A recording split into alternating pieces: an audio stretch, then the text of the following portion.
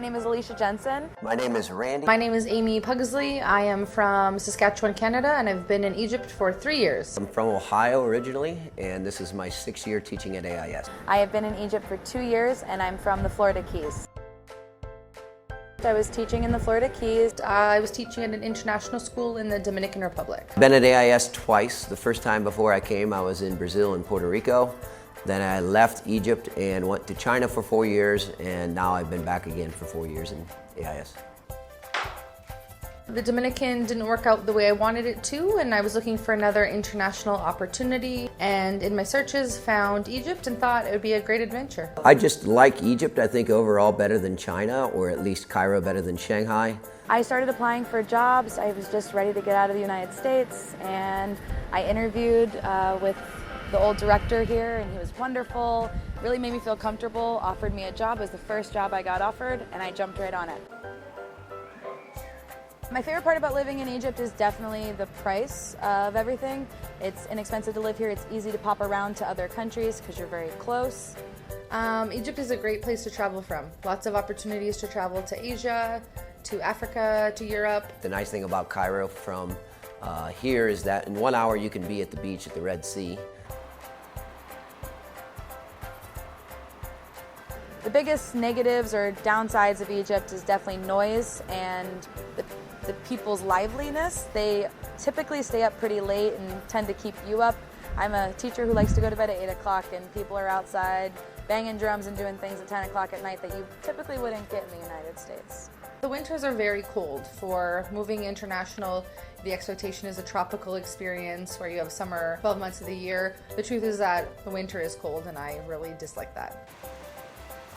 Egypt is safe. I know a lot of people worry a lot about my safety, especially people back home, because they see things in the news, but honestly, I've never felt uncomfortable in any situation. You know, you might get catcalled and different things, especially being a blonde female living in Egypt, but it's never anything that I can't handle or I wouldn't get in Miami. Absolutely. People always ask, is it safe? How are things?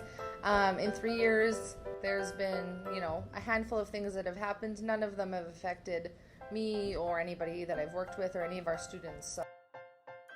If I had to give one piece of advice to new teachers coming in, to moving into Egypt, is to kind of take things easy. Don't think of it as America. Things aren't going to happen as fast as you want them to. Everything is an inshallah mindset, which basically means God willing. That international teaching is hard, right? You're not on vacation, you're working just in a different location. So trying to balance, teaching and living in a foreign place is a handful. So the first year is going to be a bit of a challenge, but if you can make it past the first year, you can do this forever. One piece of advice prior to coming to Egypt is you do need a coat in the wintertime. There will be like 10 to 20 days where it will fall down into the 50s or 60s. And since buildings are not very well insulated because they're not used to the cold, it's nice to bring a jacket and a blanket with you. If not, you can always buy one when you get here. AIS is a great school, honestly, compared to some other international schools that I have worked at. The community here, the facilities, the students. I love AIS. They were very welcoming when I first came in. As a teacher in America, you're used to buying all of your own supplies and not getting much support. Here, we walked in the first day and they're like, hey, let's take you down to the supply room.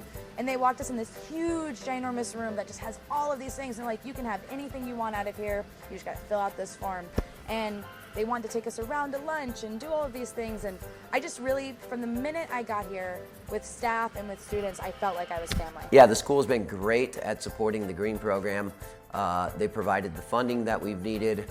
And like I said, next year they were willing to basically make it a full-time position at the school. Next year I'm actually going to be full-time Green program leader and teach Green education. I started the Green program 2 years ago. It was inspired by Stephen Ritz and the Green Bronx Machine, who came and spoke to us in an assembly.